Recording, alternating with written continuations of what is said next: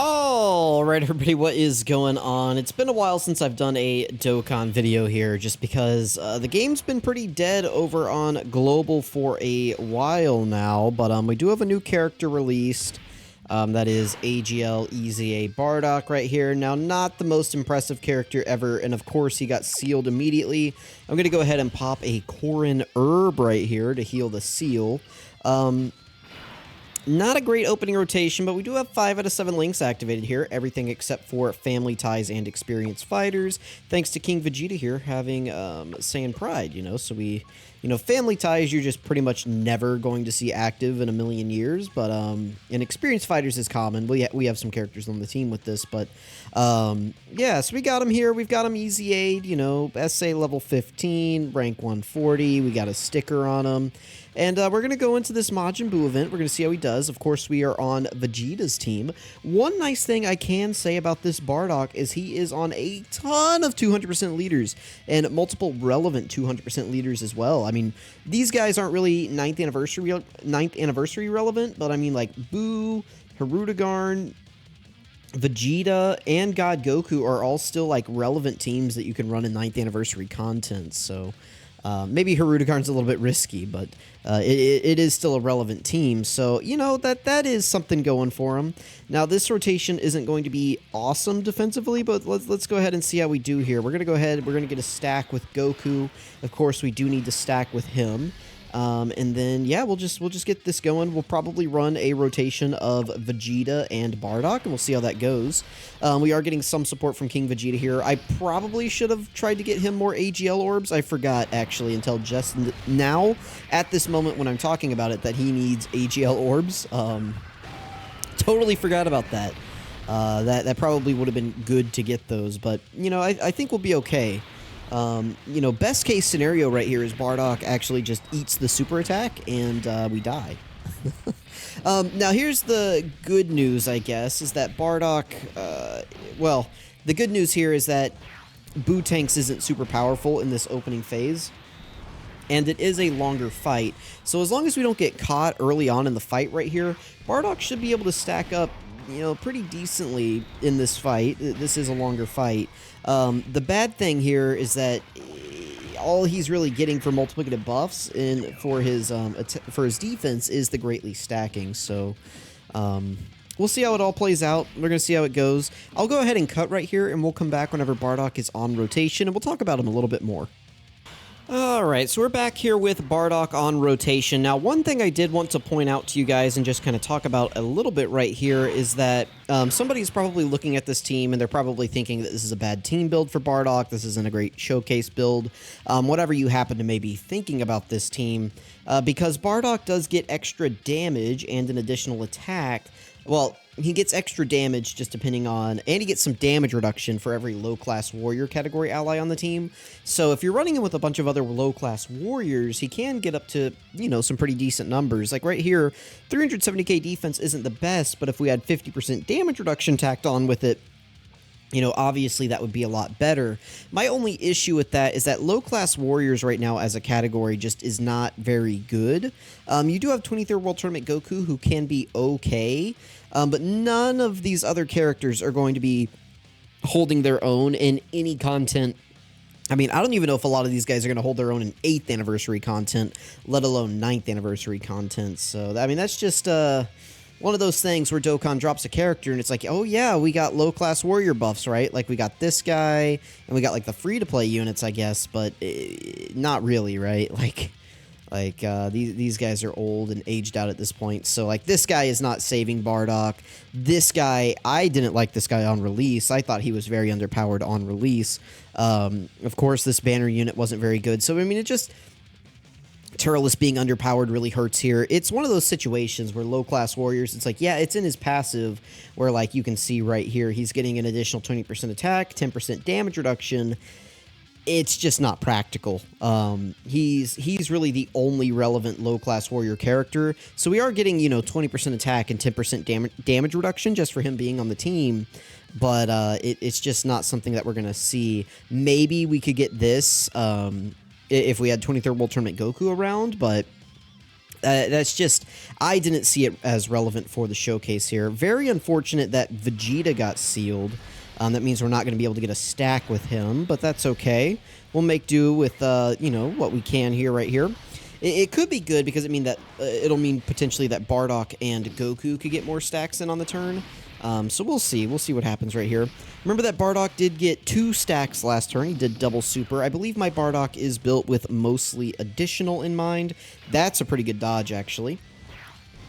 And we are missing the King Vegeta support on this rotation. It is not here because like he's not on rotation. So we only got 1 super attack from Bardock right there. I mean, that's pretty unfortunate, but that's really all he does. I mean, he got another stack right there. It's going to give us like, oh, I don't know. It's not going to give us very much defense right there. And we got 2 stacks last turn, so our defense was essentially doubled.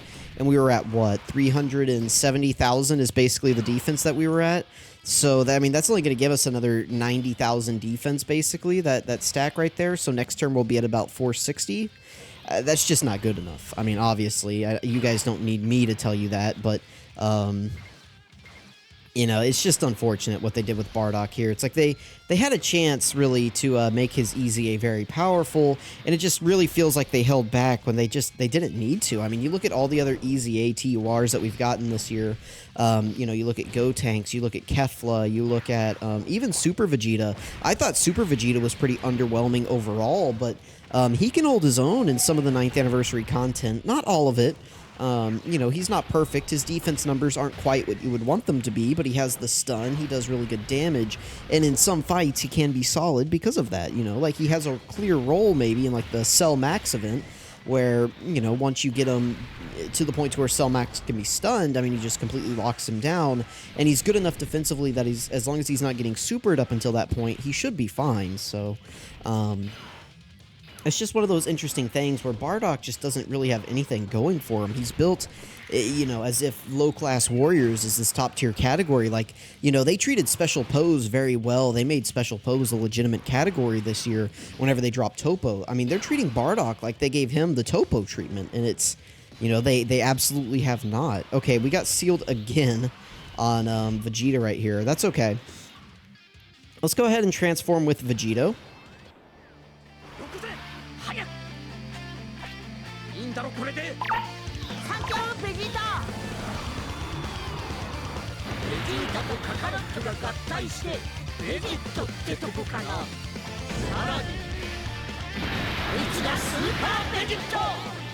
Alright, I went ahead and did that just so that we could have the scouter up for the rest of the fight right here. I mean, I don't know if it's going to be the rest of the fight, but a good chunk of the fight. I would have preferred if Vegeta was the one that got sealed, just because, I mean, you know, Vegeta still hasn't gotten any stacks. And there we are, Bardock is at that 460k defense level that I was talking about. I mean, that's it. I mean, he's going to super attack again on this turn. He'll get another 90k defense. And then next turn, on turn 7, whenever we have King Vegeta back around again, it'll definitely make his defense look a lot better because we'll be getting that extra support. That definitely will help Bardock. And then remember that, well, no, it doesn't matter. I was going to say King Vegeta does have the multiplicative support as well, but it's only after he super attacks, I believe. So that's not going to be able to affect Bardock if we're keeping King Vegeta in slot 3. So, but yeah, a multiplicative support buff would help this Bardock a ton, just because he doesn't have any multiplicative buffs in his passive. He does have the multiplicative stacking, of course, you know, that as he's super attacking, he's essentially building up kind of like a multiplicative buff. So, like, after 1 super attack, you have a 50% multiplicative buff. After 2, you would have 100%, you know, compared to your normal passive, which is just the start of turn, 150% at the start of turn, right? So that's kind of how you can imagine that buff that he's building up. But, you know, all modern characters, or most good characters these days, they have the start of turn buff, they have the multiplicative passive buff, or passive phase 2, whatever you want to call it, and then they also have the super attack buff. Bardock only has 2 of those 3, and you can just really feel it on his character. Again, we'll go ahead and cut right here, and we'll come back. We'll come back in just a second whenever Bardock is back on rotation. All right, here we are again with Bardock on rotation, of course, and we can finally start getting Vegeta some stacks here, and this will actually be good. We can see Bardock take a super attack. So we are up to a nice 624k right here. That is helped out, of course, by King Vegeta providing his support, so that is helping us out quite a bit. We're going to see how he does. He should be fine against the super attack. We are type advantage. We have 600k defense. I don't think that this what's his name, this Buhan right here doesn't hit super hard from what I remember. I don't think he's one of like these crazy like, oh man, we gotta get back, right, because this guy is super attacking us. I think he maybe does about maybe 1.5 million, so this super attack could do some damage to us, but I'm not very concerned about it. Maybe I should be. Maybe I should transform him here, but we'll see. Maybe I'll regret this, but I mean, turn 7 into a fight, we should be able to tank a type advantage super attack, right? If we're a good modern character, we should be able to eat a super attack on turn 7 type disadvantage, or at least, or type advantage. I mean, not disadvantage, but I don't know. Maybe that's asking a bit too much, but turn 7 is pretty deep into the fight. I mean, I would at least expect him to be able to eat it. I don't know, like, you know, double digit tank it. I don't know that I'm expecting that. I could do the math on it and tell you exactly how much he would take. Nice, we got the double super attack. That'll help out a lot as well. And with King Vegeta on rotation, it'll just make this turn, it'll make his defense a lot better. So let's go ahead, we'll see. 195k. I mean, we survived, but again, that is only a 1.5 million super attack. And again, we're on turn 7. That's, I don't want to say that's really deep, but that is pretty deep into a fight at this point. I don't know. Maybe I'm expecting too much out of this guy. Let me know if my expectations are not in check. If my expectations are just, you know, way out of proportion from what you guys are expecting, then, you know, let me know. But this Buhan is not that hard of a boss. And I could have transformed him. Maybe I'm being a bit greedy as well. You could say that. You could say that, you know, a normal player probably would have transformed him at that point. But this is, you know, the reason I'm doing this fight is it is a longer fight, so it gives me more opportunities to stack up Bardock. And then with this phase right here being as kind of tanky as it is, and it being STR, I felt like it really gave me a good shot to, you know, get a few extra stacks out of Bardock. To where I wouldn't have to transform him immediately. Is he being okay in this event? I would say he's being fine. You know, he's doing okay damage. It's not the best ever. I mean, just a flat 8 million super attack on its own isn't that impressive. If he's getting the additionals, he's doing some okay damage. I mean, 16 million still isn't the best ever in the world, but, you know, there are definitely worse units, probably, from 2020. So, yeah, again, he's not the most impressive unit, but at least I'm not sitting here like, oh god, you know, here we go, we gotta hide Bardock, we gotta treat him under like the Kami principle, right, like the Truth likes to say. I don't feel like that entirely in this fight, but again, this isn't that hard of a fight, so I don't really know how many brownie points that actually gets him. This Boo-Tanks right here is a bit of an annoyance as well. Let's see what he does to us, because this guy can be... He can just do some really gnarly things to your characters here. See, like, he locked Goku in slot 1. Yeah, we're not having that, buddy. Sorry. I do want to keep Vegeta on rotation here. I don't think this guy hits very hard, though, is the good news. Let me go ahead and use the herb. Again, that's just to remove the lock so that we can like keep our rotations the same. I didn't have to do this. I could have kept it, you know, with... I could have kept this guy right here, or I could have kept the rotation like this, or well, I would have moved it to be like this. I could have kept it like this, but I want to keep the Vegetas around, so that they can stack up a little bit. So, especially this one who hasn't been stacking at all. Now we are type neutral here instead of type advantage, but I guess there's no super attack. We know that there's not a super attack on this turn.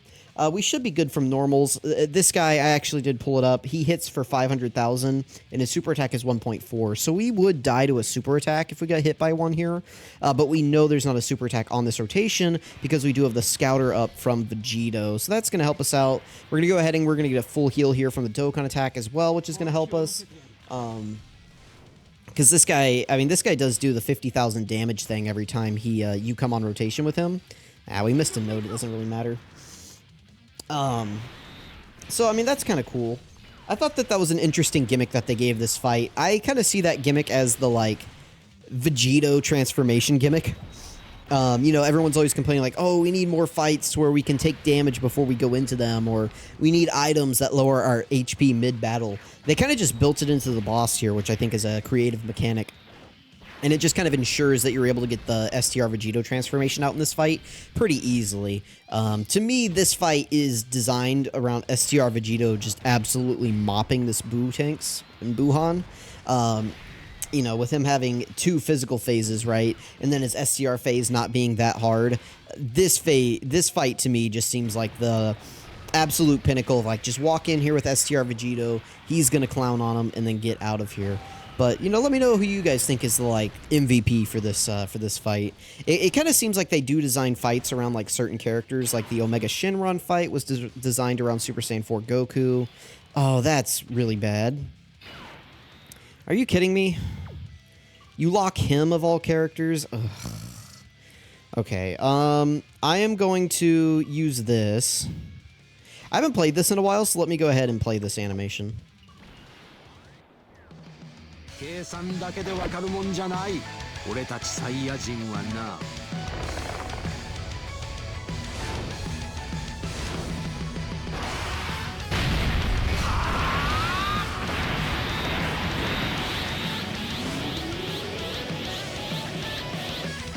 Very nice, very nice, very nice from Vegeta right here.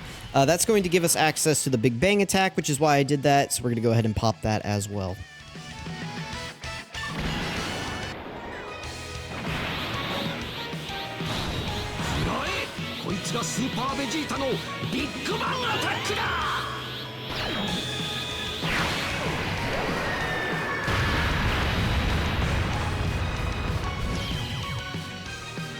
Alright, I'll be honest, I was not expecting that to KO.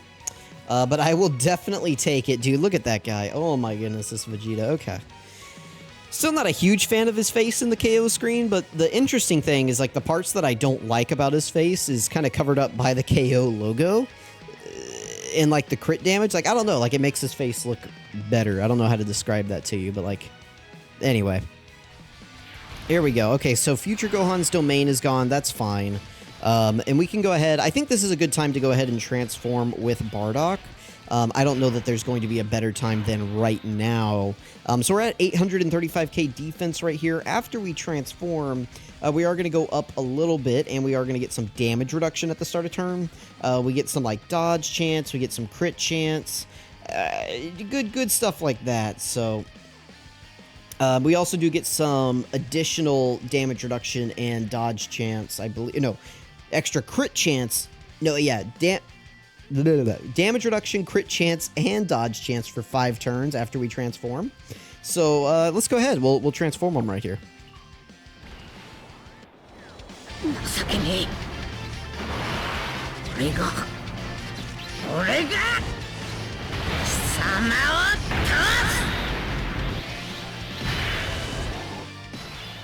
Very nice, very nice, very nice from Bardock right there. Let's go ahead and see what his defense is at. Oh, yeah, so right there, 936, 103. Probably easier for you guys to actually see it from this view. We still have basically the same links activated, so that's cool. And again, we are at basically, what, 36% damage reduction, like 48% chance to dodge or something. And then like a 48% chance to crit right here. So after we transform, if we're able to get a couple stacks like we have, you know, that's going to be pretty solid. I do kind of want to throw him into slot 1 right here. I know that we're type disadvantage, but I think we need to see how he'll do right here. That's probably a little bit ludicrous, but we have some damage reduction. We've got some dodge. I want to say I feel confident, but I feel good enough that we can put this guy in slot 1 and have some success here. But let's see. We do dodge it. There we go. I mean, that's the only thing that could have KO'd us right there was the super attack. And again, that's his dodge chance built in. It's going to allow him to do that. Now we're at a 10 million attack stat. And again, we have a pretty good chance to crit right here.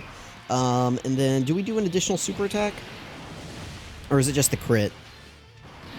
I see. We get 2 normals. We launch an additional attack. There's a great chance of becoming a super attack.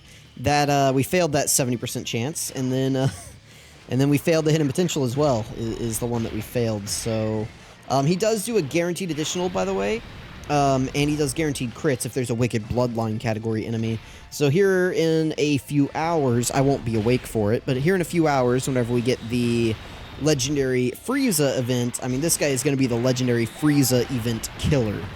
This guy is going to absolutely just solo that event, which, is there value in that? Maybe. Is there a ton of value in it? Probably not.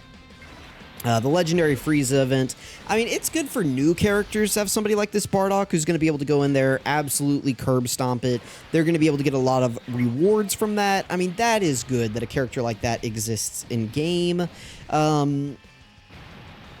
But, you know, for some of us more veteran players, or some of us, like even a lot of intermediate players, you know, there's a lot of players out there who aren't quite on my level, but they're not new players. This guy would be a huge help to their box, and I just don't know how helpful he's going to be in the grand scheme of things. Like, I'm thinking about this guy against the Battlefield Metal Cooler, and I'm like, maybe if he was STR, I'd bring him. I mean, you'd have to bring this guy if Metal Cooler was STR, right? Probably. Here we go. Here's another chance for Bardock to shine. We're going to just keep letting Vegeta stack up here since he didn't really get that many stacks in the beginning. So let's go ahead and we'll see how he does right here again. We have another super attack that he's going to be able to face, but we do still get one more greatly raise after we transform, so we get a little bit more defense after we super attack. I'm not too concerned. We still don't really have any multiplicative buffs in our passive. We just have the 180%. We have all of our stacks carried over from whenever we were in base. And then essentially we get one more stack. That's what the super attack effect is. We get one turn greatly raised defense. That will add into our existing stack multiplier. So, like, let's say you got 6 stacks, which would be 6 times 50%. That would be 350%. After you get an attack in your Super Saiyan form, it would go up to 350% because it would essentially be 7 attacks in total, each of which are giving 50%. So that's kind of how you would factor that into the calculation. It's a little bit complicated, but it's not that complicated. If you understand what I'm saying, then you understand what I'm saying. We did double-digit tank that, so that's pretty good, but I think this guy only hits for like 1.2 million. But that is 1.2 million type disadvantage. I mean, it's something. At least it is double digits, you know. Like, I can't complain too much. He did decent damage here. It's not great. It's not on par from what I would expect of the other EZAs this year. Like, is this guy better than Fusion Zamasu from last Worldwide Celebration, like the AGL one? I hesitate to say yes. I pretty strongly feel like that's a big no. But you guys let me know what you think. Let me know if this guy is or is not better than AGL Zamasu. I think it's pretty much like a very clear no. He's not. But, you know, I'd probably say he's better than maybe in future Gohan. Probably. And if they ever decided to buff the low-class warrior team and make it like an actual team, you know, they could probably turn this guy into like into a decent unit. I just have doubts that they're going to buff the low-class warrior team. I mean, we are getting that new Bardock, that new quest mode Bardock that JP just got. You know, he exists. There is him. Okay, so yeah, we're looking really good on this rotation because we do have King Vegeta here. I'm going to go ahead and transform with this Vegeta. Let me make sure that the skips are back on. We already watched this once in the video, so no need to watch it again here. Let's see, do we get anything extra? We do. We get Saiyan lineage. Okay, so I'll leave it just... I mean, this is the last phase of the event, right? You know what? Let's do it. Let's put King Vegeta in slot 1 right here because that'll give us a huge multiplicative support buff right here. And, yeah, let's just see what happens. Let's grab that right there. And boom. Let's go. Let's go. King Vegeta should be fine against the normals. We do, I believe, still have the Scouter up, so that's neither here nor there, though. Let's see. Let's see how we do. So again, this does give us a support buff. So we're up to 14 million. I believe we still have this is our last turn with basically I'm going to call it the intro buff. After we transform with Bardock, remember we get that 5-turn buff. I think this was the last turn with that active. And we got the double normal again. Bardock could have very easily finished, was that 20 million from Vegeta? Bardock could have very easily finished Boo right here, but he decided not to. Whew, 20 million from Vegeta that's pretty spicy. Who do we want to get to KO here? Oh, buddy, friend, hello. The friend's not at level 10 links. What in the world? Let's do... Well, let's do Vegeta. Vegeta was kind of the star here. All right, well, anyway, guys, that was Bardock.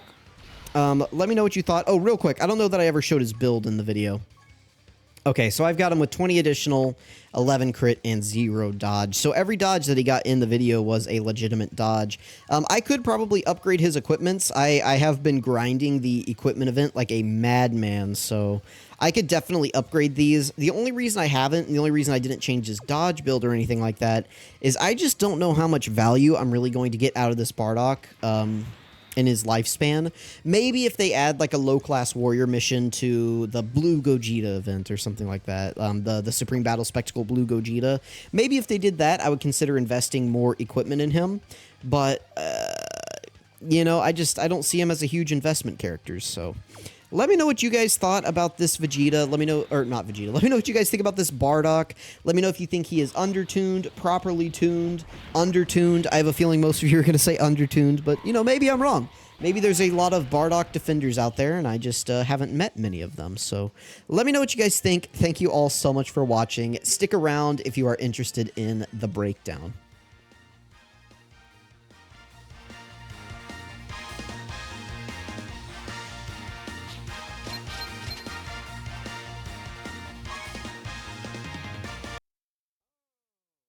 Alright, everybody. So this is Raging Counterattack Bardock. His leader skill is Revenge, or low-class warrior. Category allies get key +4 and 170% to stats.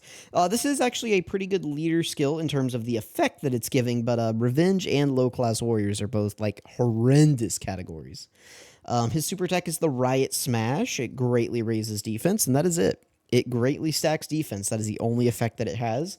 That is pretty weak for other, you know, compared to other 2024 units, but it's at least something, you know. Like, eventually, in 4 years, this guy's going to get a super EZA. They can build on this, right? Passive skill, the Destined Opponent, key +2, 150% to stats, 50% attack when attacking. I wish that that was 50% attack and defense, because it would make his stacks just way more potent. Maybe it would make them too potent, but I disagree. I think that he's just a very, very powerful unit here. Switch to the right screen now that you guys can actually, I mean, unless you guys want to see the results screen, but... Now, he gets an additional start of turn attack up to +20%, up to 100%, and 10% damage reduction up to 50% per low-class warrior category ally on the team. He will activate 1 stack of this, so basically you're at 170% attack and 150% defense. And then he's got 10% damage reduction with just himself on the team. Any others will give him additional up to 50%, so you don't need a full team, but... I mean, you're going to have trouble fielding 2 characters for this. He gets an additional 50% attack and super effective against all types when there's a Wicked Bloodline category enemy. Not many of these in the game, but, you know, he can do some numbers against Friezas. Launches an additional attack. There's a high chance of becoming a super attack when there is another low-class warrior category ally in the same turn. This is where I really, really wish that that Team Bardock unit that they released with the Tech Bardock, or not, did I say Team Bardock? It's the Tora. It's the, like, Tora and Team Bardock, or whatever you want to call them. If they had made that unit, like, legitimate, and like an Amand and Raisin type unit, you know, then that could have helped this guy a lot, but... Even if they were built as good as Amand and Raisin, I don't know that they're, like, that still probably wouldn't be 9th anniversary level. Active skill, he can transform on turn 4 or on turn 1 when facing a Wicked Bloodline category enemy. So, pretty good. This is a good transformation condition, at least. You know, you're never going to be in a situation like, man, I really wish I could transform Bardock here. Because if you know, like, I think turn 4, this is a fair transformation condition, so... Links are okay. Again, Family Ties is kind of dead. And, I mean, that's pretty much it. Saiyan Pride's a bit niche, but we do have the Vegeta and the King Vegeta right now, who are solid 9th anniversary character, or 9th anniversary level characters, so that, you know, it's not a completely dead Link at the moment.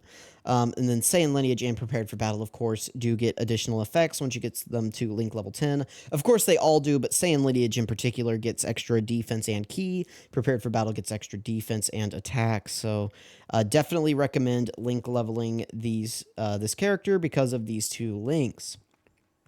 Not a super high priority, though, but you will notice a little bit of a difference with these activated.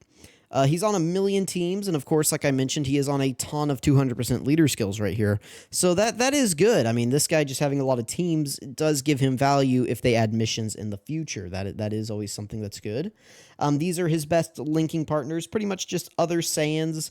I mean, you guys saw, it was pretty easy for us to get his links active in the video. Pretty much the only things you're not going to see activated are like family ties, and, you know, not every unit's going to have Saiyan Pride, but you can see there's a huge chunk of units down here that have 4 and 5 links with this guy, which we would expect because he is a Saiyan. After you transform, you know, he does get a better super attack effect, so he lowers defense and he raises attack and defense for 1 turn. That is solid. Keep in mind that this will add to any existing stacks that you have. So, like, let's say you do 4 stacks in your base form, and then you transform, and this guy's at 500k defense or something like that. Whenever you super attack with this guy, that 50% is going to add in to the existing stacks that you have. It's not going to give you, like, 250,000 defense. I think people get that confused sometimes. They would see this Super Saiyan Bardock that has existing stacks from base form, and they would say, oh, whenever he super attacks, it's just going to be times 1.5. But in reality, what you have to do is you have to divide out any stacks he's already gotten in his base form, add the 50% to those stacks, that stack multiplier that's been running, and then take that new multiplier, multiply it by his base defense if he didn't have any stacks, and then that would give you his new defense. So it's a little bit complicated. It'd be easier if I had a visual to show you guys, but just learn how to calc things, right? And then you'll figure it out. It's easy, right? It's easy, guys. Just no math, right? Duh. Anyway, passive skill, the Golden Saiyan, Ki 3, 180%. Attacks effective against all types. That's fine. 18% damage reduction. We failed this. That's the cursed mechanic. Garesh's favorite mechanic. Additional 100% attack when attacking. Solid. 30% chance to crit. 30% chance to dodge. For 5 turns, he gets an additional 18% crit chance, dodge chance, and damage reduction. This does add to all of these existing effects. So it's essentially 36%, 48%, and 48%. Pretty solid. And then he gets a guaranteed additional super attack and guaranteed crits if there is a Wicked Bloodline category enemy. So let me know what you guys think about this Bardock. Thank you all again so much for watching. I really appreciate it. Sorry I haven't posted as much, but there's just not a lot going on in Dokkan, and I'm not super interested in it at the moment, so I've been taking little breaks. Thank you again. I appreciate you guys. Catch you in the next one.